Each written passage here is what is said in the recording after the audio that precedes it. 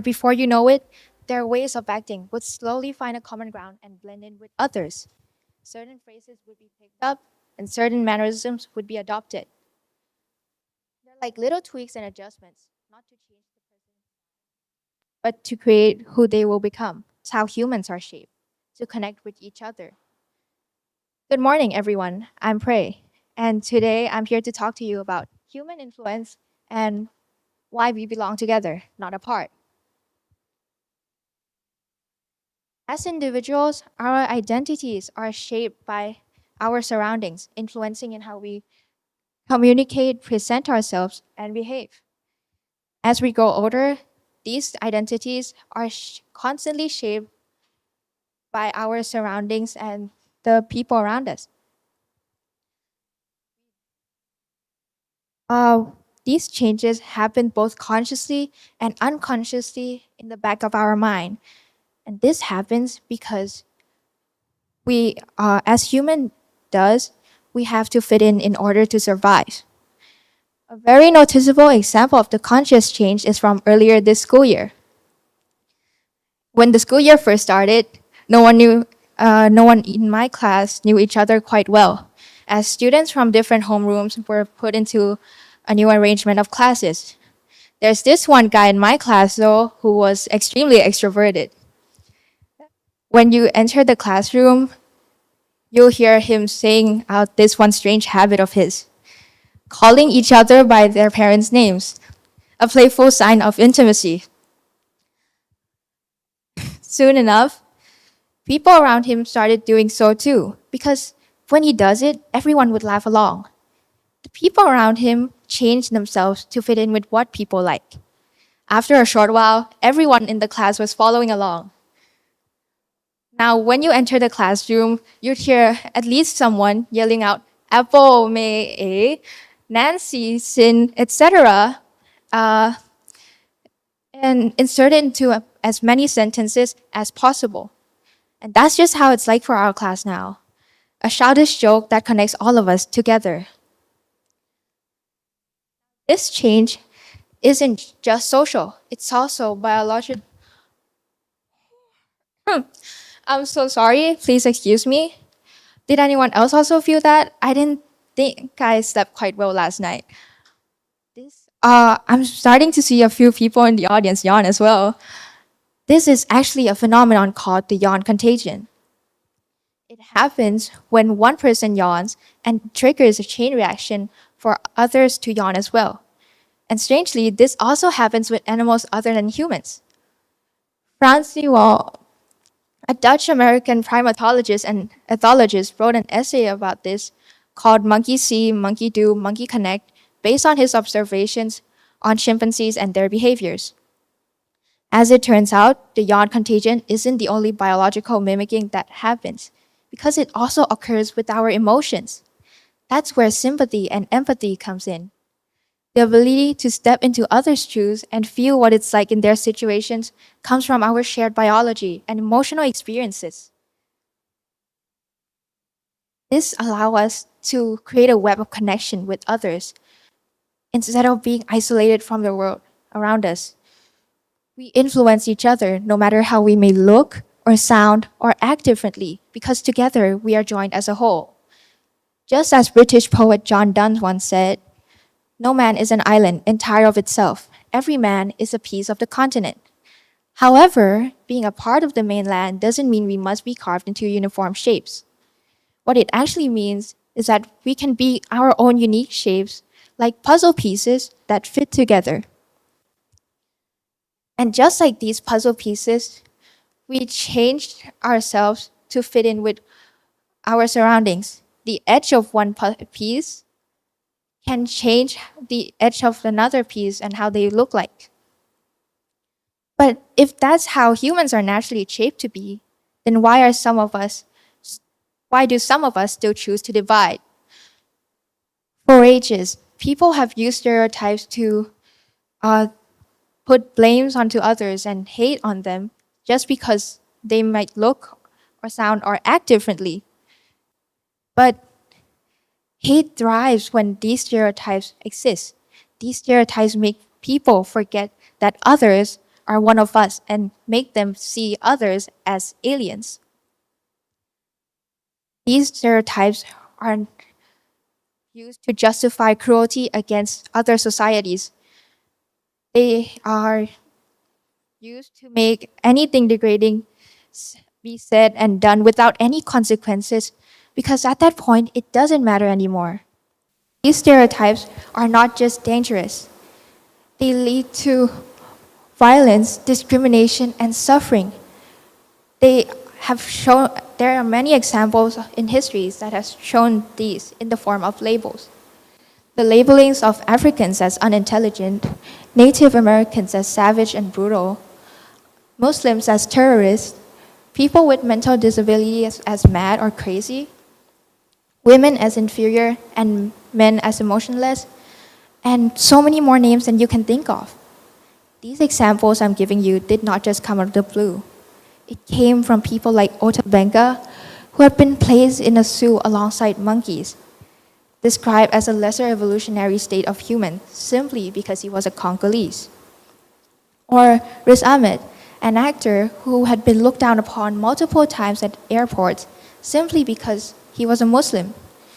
Or even Nikola Tesla, who designed the modern electricity motor, who had been called mad due to his neurodivergence. These stereotypes are furthermore dramatized by medias, such as movies depicting Native Americans as savage and brutal, advertisements showing women kneeling before her husbands, the news calling Ed Muskie, a US presidential candidate, weak simply because he cried during an emotional speech, or even quotes from famous people, like this one.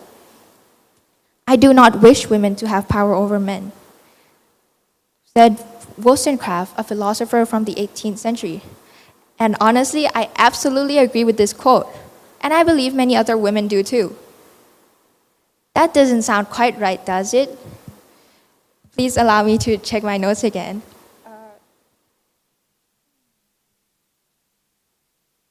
It says, I do not wish women to have power over men, but over themselves. Now that's a quote more fitting for Mary Wollstonecraft, an 18th century women's rights activist. See how by just removing 3 words, the context of the sentence can be changed entirely? That's my next point on stereotypes. How the media has been put out and interpreted can greatly affect these stereotypes and support it even more. We can find many more examples like this from anywhere, such as Men and Women Are Different by John Gray, philosopher and author, that can be misinterpreted as men and women requiring different level of treatment and quality, while the true intent behind it is to promote the difference in characters. Or this one, Women Belong in All Places Where Decisions Are Being Made by Ruth Bader Ginsburg, a former Associate Justice of the Supreme Court of the United States, that can be misinterpreted as women should replace men because women are more intelligent or so, while the true intent behind it is to promote equal representation for all. These examples can even be found in the Bible. Now, I personally do not have any problems with the Bible as a whole.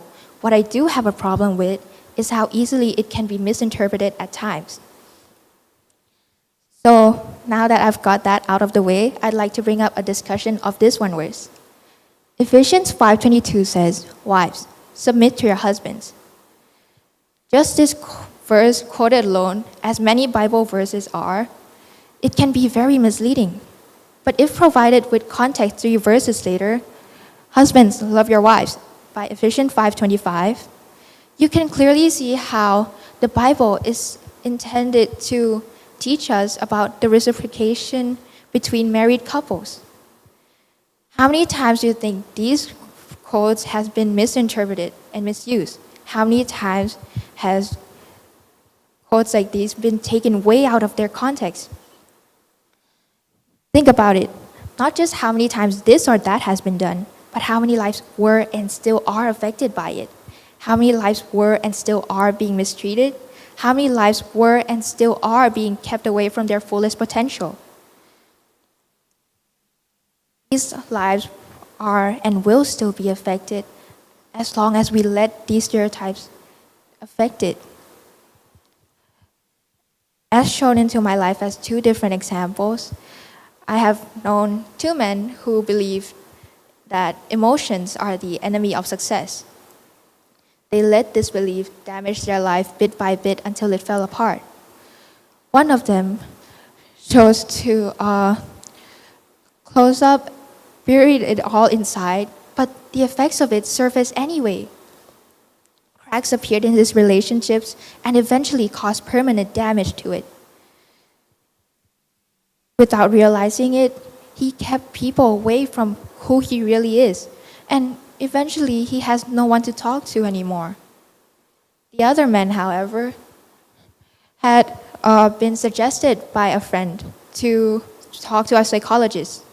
Back then, he thought talking about his emotions means that he had finally lost everything. But after doing so, it just turns out that isn't it at all. It actually means it's not a sign of losing, but a sign of gaining and winning, gaining confidence and winning control. By putting these two examples side by side, it just shows us how stereotypes can be damaging sometimes.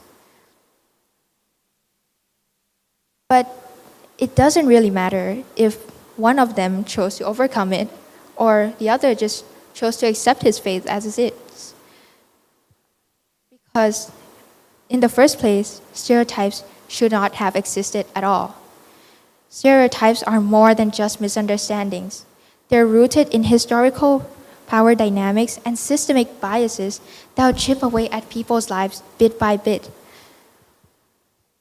Societies have been harmed and even erased due to these stereotypes created from differences that supposedly make them more insignificant than others.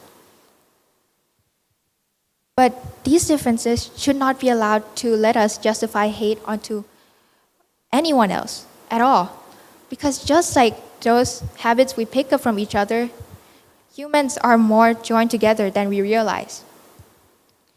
These differences, however, should be praised and acknowledged as it represents our own unique individuality that no one can ever take away. Just like how each trees and flowers exist together to form a beautiful scenery without the degradation of one or the other.